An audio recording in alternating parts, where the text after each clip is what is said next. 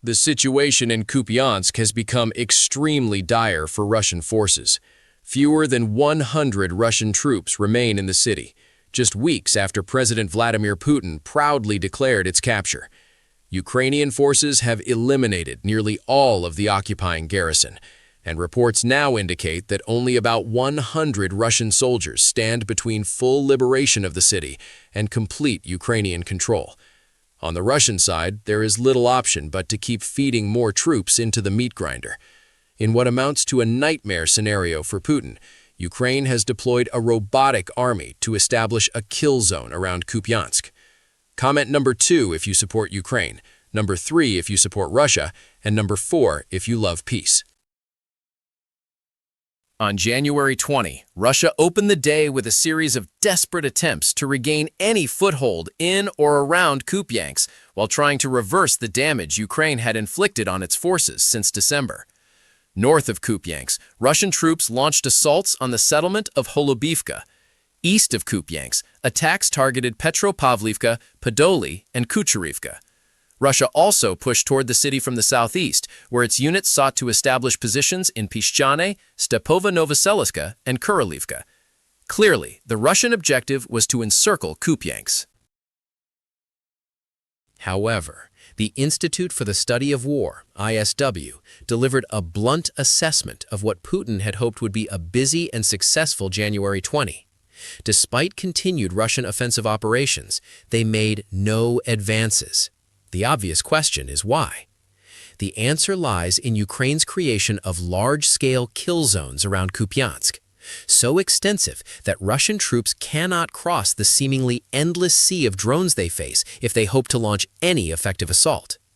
These drones form the Kupiansk kill zone, and as will soon become clear, they may represent the solution to Ukraine's need to maintain defense with minimal possible losses. In a January 21 report, the new Voice of Ukraine provided deeper insight into the kill zone Ukraine has built around Kupiansk. It is essentially a wall of first-person view FPV drones stretching up to 15 miles from the front lines at Kupiansk. These drones patrol continuously, supported by reconnaissance UAVs. Ukrainian FPV drones conduct search and destroy missions, surveying Russian infantry movement, and routinely destroying the few vehicles Russia sends toward the Kupiansk area from long range before they can reach positions usable for attacks. Currently, according to sources, Russian movement and maneuverability are limited to just over half a mile, which spells bad news for Putin. Restricted forces become easy targets. Whether inside the kill zone or not, those Russians intent on occupying Kupiansk face grave danger.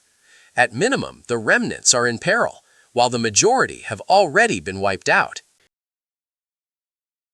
In a separate report on the Kupiansk kill zone, Militarny noted that the Ukrainian unit known as Orion is the force that established the near-impenetrable robotic army Russian troops confront daily.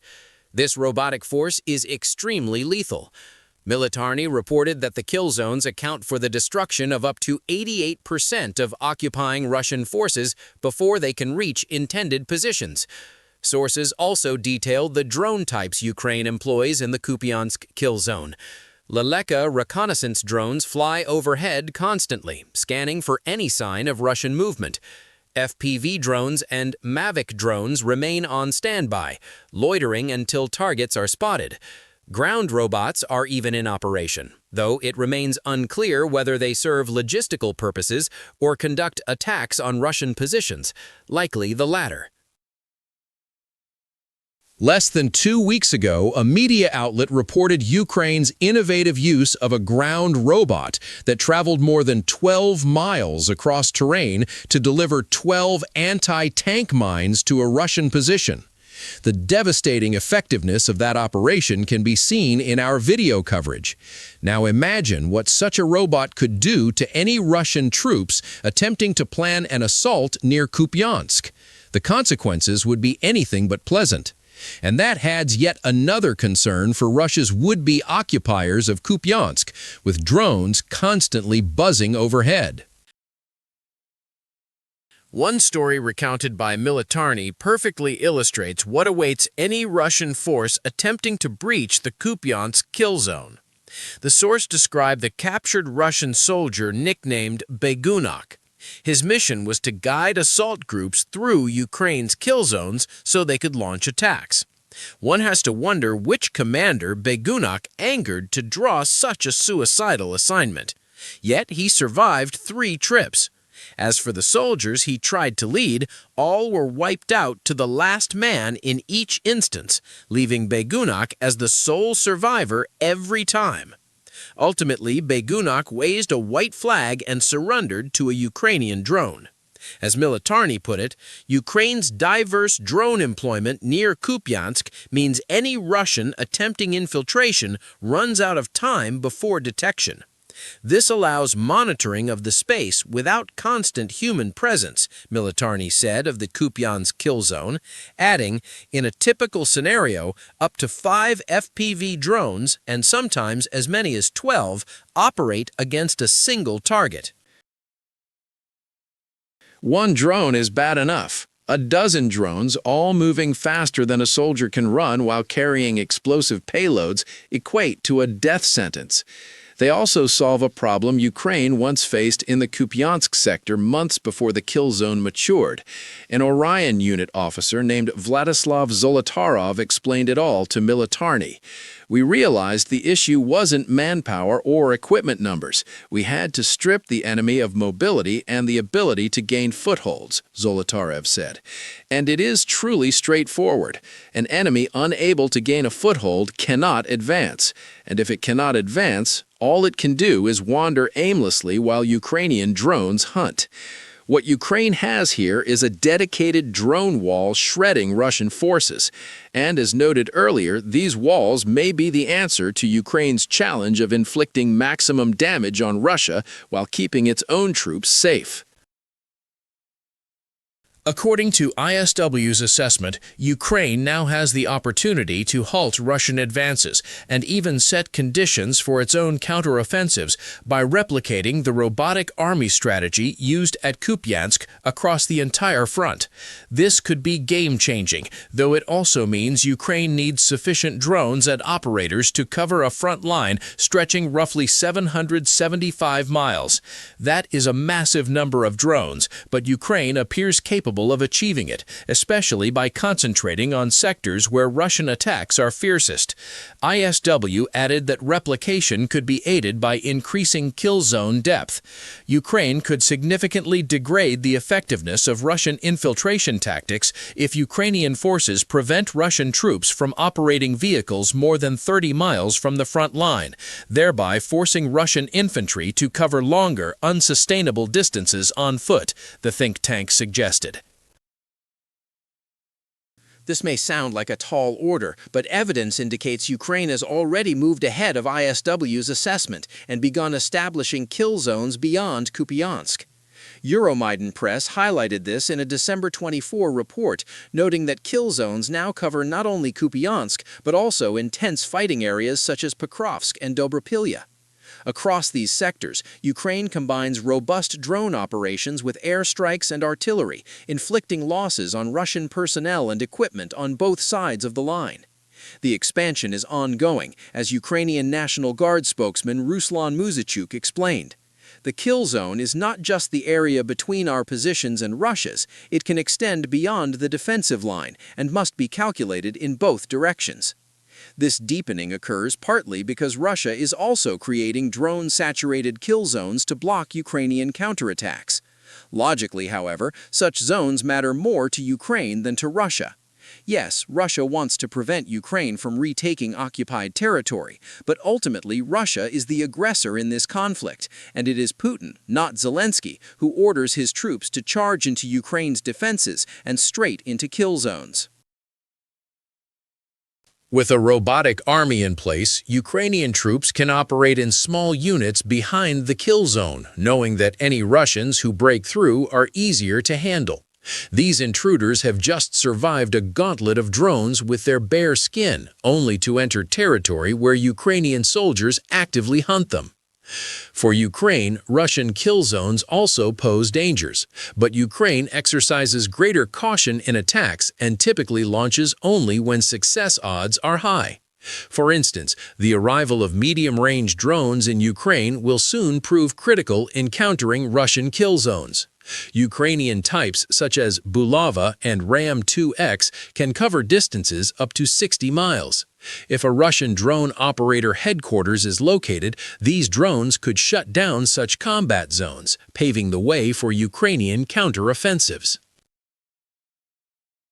Still, defense remains where Ukraine's drone wars prove most vital.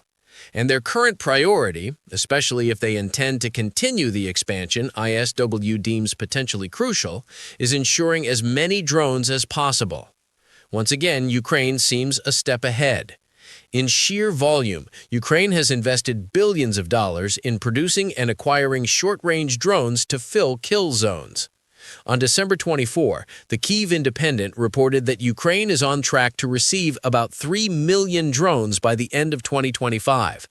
That figure comes from former Defense Minister Denis Shimal, who noted it represents nearly 2.5 times the number produced or acquired by the end of 2024. Ukraine has ramped up to millions of drones for a reason, and kill zones may well be that reason. Yet Ukraine can always use more. On January 21st, the Straits Times reported that Ukraine is pushing for even greater numbers.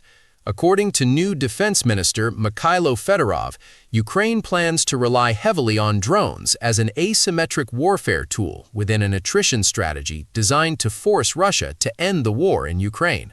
On drones specifically, Fedorov added that he will push to replace Ukraine's Chinese-made Mavic drones with domestically produced models. This is a smart move. The less Ukraine depends on imported weapons, especially from a country also supplying Russia, the more sustainable its defense efforts become.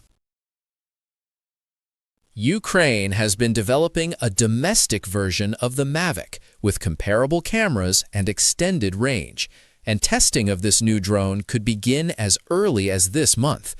Ukraine is moving fast and at scale, and if Fedorov's technology-focused approach to defense is executed as required, the Kupiansk kill zone could soon be replicated nationwide. Much has been said about what kill zones are, essentially drone-saturated no-man's lands.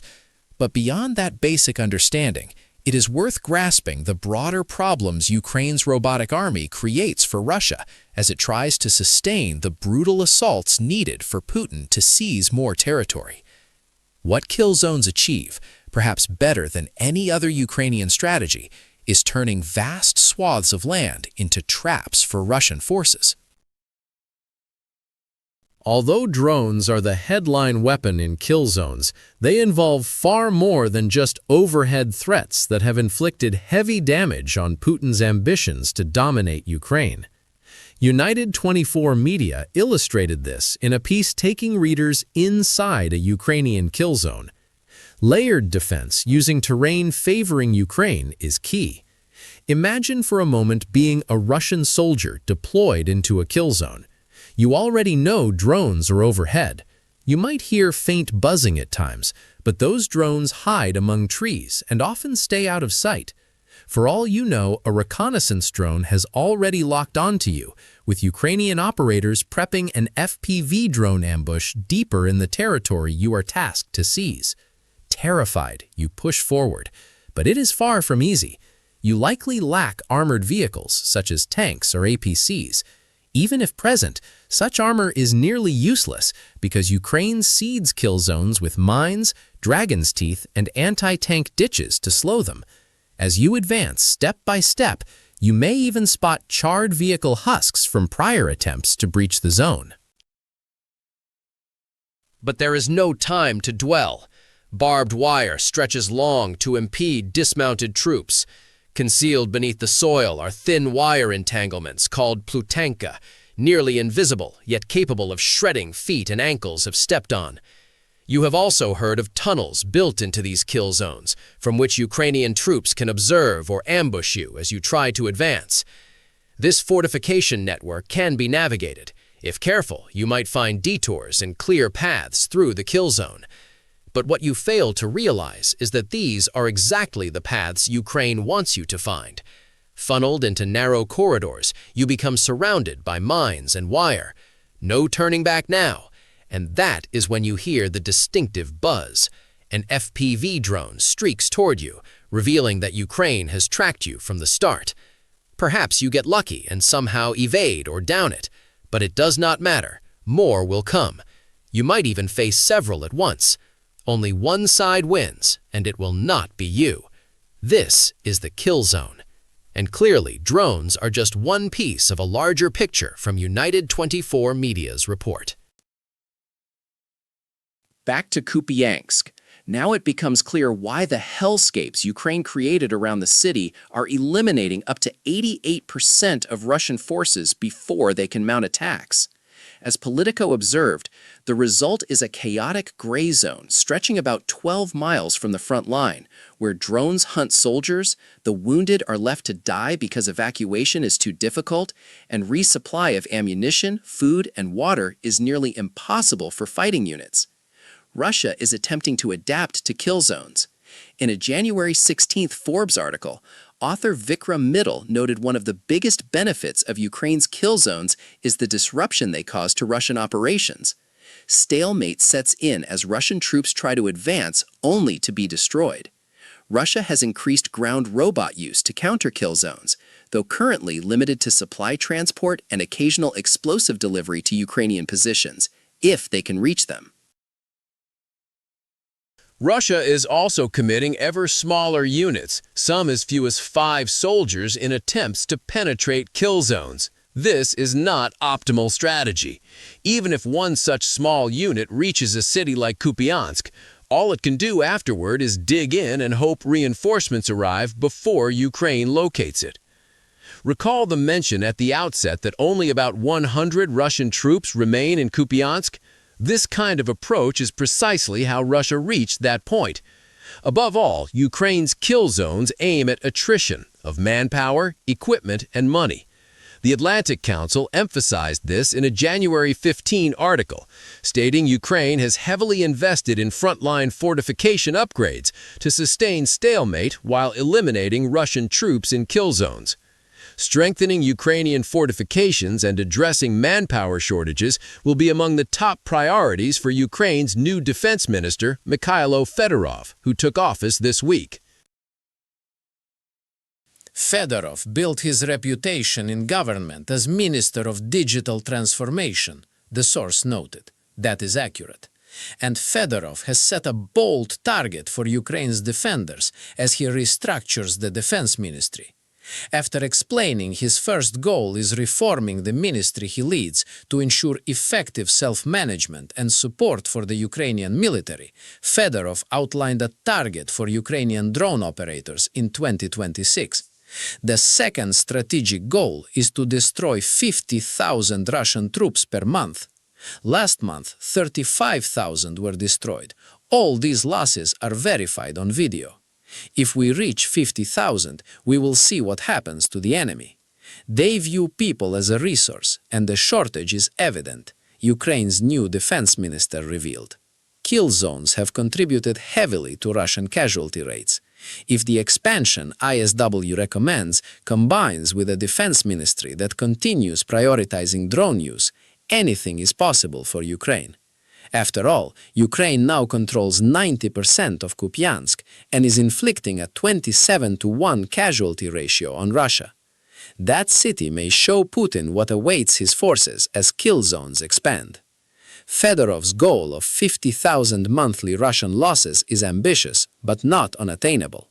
Ukraine has the drones and technological know-how to make it reality. Comment number 2 if you support Ukraine, number 3 if you support Russia, and number 4 if you love peace.